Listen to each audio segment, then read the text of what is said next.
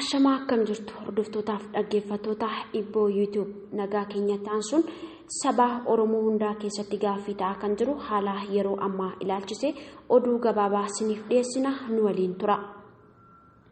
Akkuma beekamu seenaan saba Oromoo barootaaf waggoota baay'eedhaaf ukkaamamee turuun isaa beekamaadha. Haa ta'u malee sabni Oromoo reebichaaf du'a akka malee isa irra gahu keessattiyyuu qabsoo itti fufsiisee turuun isaa tureera. Qabsoon kunis baroota baay'eedhaa booddee galma ga'ee jedhee yommuu itti gammadutti garuu yaadni kun akka isaan yaadan akka hin taane sammuu saba Oromoo fi abbootii gadaa biratti gaaffii guddaa uumeera. Duuniif ajjeechaan reebichaan wal qabatee magaalota Oromiyaa hedduu keessatti mul'achaa akka jiru beekamaadha. Haa ta'u malee abbootiin qabeenyaa Oromiyaa akkasumas abbootiin gadaa waliin ta'uun marii taasisuun reebichaaf duutii akka malee kun dhaabbachuu qaba nuyis kana ni mormina jechuun waliin ta'uun mari'atan. Haa ta'u malee mariin kun mootummaa akka aarsedha.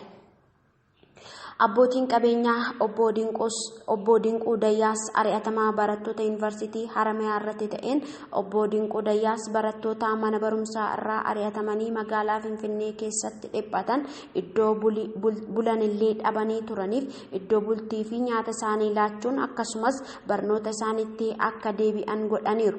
Kun immoo mootummaatti gaaffii gufuu guddaa akka ta'ee fi kaayyoo isaa galma ga'uuf akka isa daangessedha. Akkasumas mootummaan erga dhorkee ati maaliif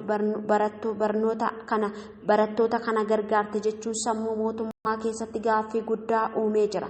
Haa ta'u malee obbo Dinquu Dayyaas hojii isaan barattoota Oromiyaa yuunivarsiitii Haramayaa irraa ari'atamaniif godhan sammuu ilmaan Oromoo keessaa kan badu miti.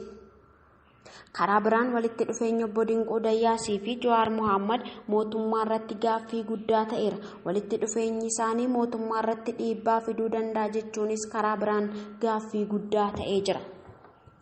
Haalli kun uummata Oromoo jabaatee akka dhaabbatu godha malee tasumaa kan duubatti deebisu miti jedhan.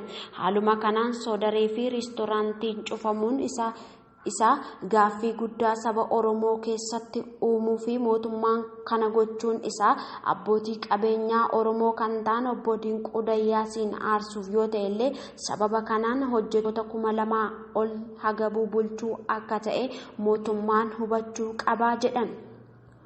Oduu guyyaa har'aa qabnu kanuma qophii keenya hafan waliin turtii.